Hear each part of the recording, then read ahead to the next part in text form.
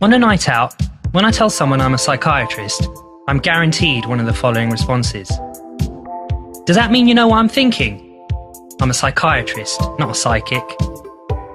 I better be careful what I say around you then. The last thing I want to do right now is start analysing you. Aren't all psychiatrists crazy? Do all surgeons have massive hernias? Is that the same as a psychologist? No. Psychiatrists are doctors. I had to go to medical school for 6 years, where I was constantly humiliated for not knowing anything, had to examine people's testicles, and spent a fortune on Red Bull whilst cramming for exams. I once told a young lady that I was a psychiatrist. She gasped, turned, and literally ran away. Here I was hoping that becoming a doctor would make me more attractive to the opposite sex. Being a psychiatrist isn't easy. Our patients are often suffering terribly, and although we're a thick-skinned bunch, it can and does affect us. We get stick from the papers and the public when we fail to predict that a patient's about to do something dangerous, although we don't have a crystal ball.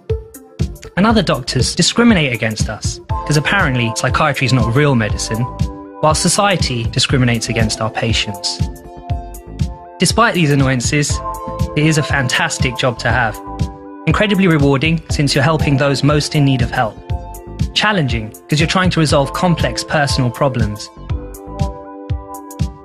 And never boring, as you don't know if the next patient you see will cry, shout at you, laugh with you, or try and hug you. Tomorrow, I may have to medicate a man who is terrified that his neighbours are trying to kill him. Then, negotiate with a young woman who's dangerously underweight and refusing to eat. Then I might reassure a teenager who's lost the will to live and try to find a shred of hope for him to hang on to. Important, stimulating, interesting work.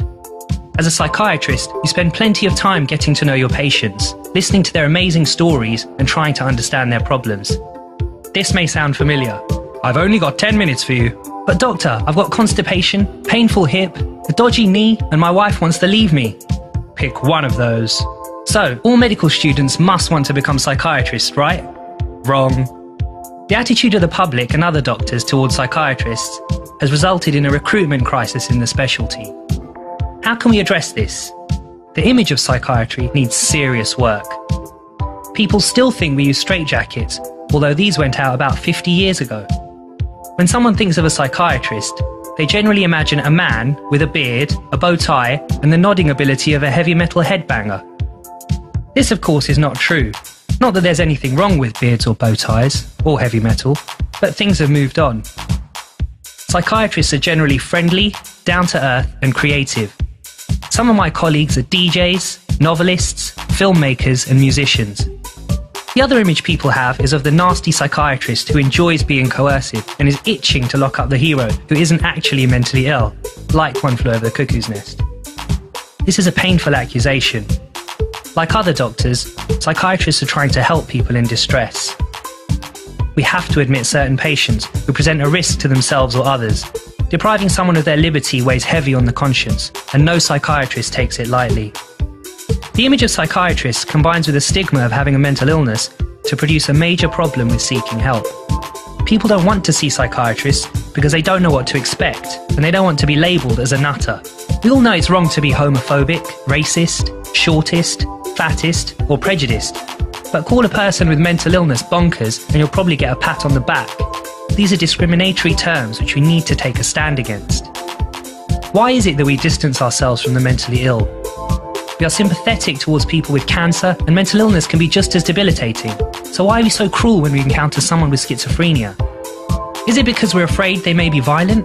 Alcohol is by far the biggest cause of violence, but rather than keep a distance, most of us can barely keep ourselves away from the pub. It could be because we tend to fear what we don't understand.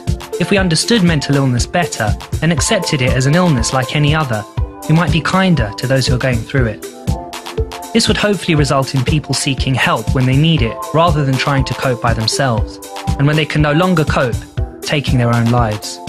The recruitment problem, the image of psychiatrists, the stigma of mental illness, and reluctance to seek help all seem tied together in some way.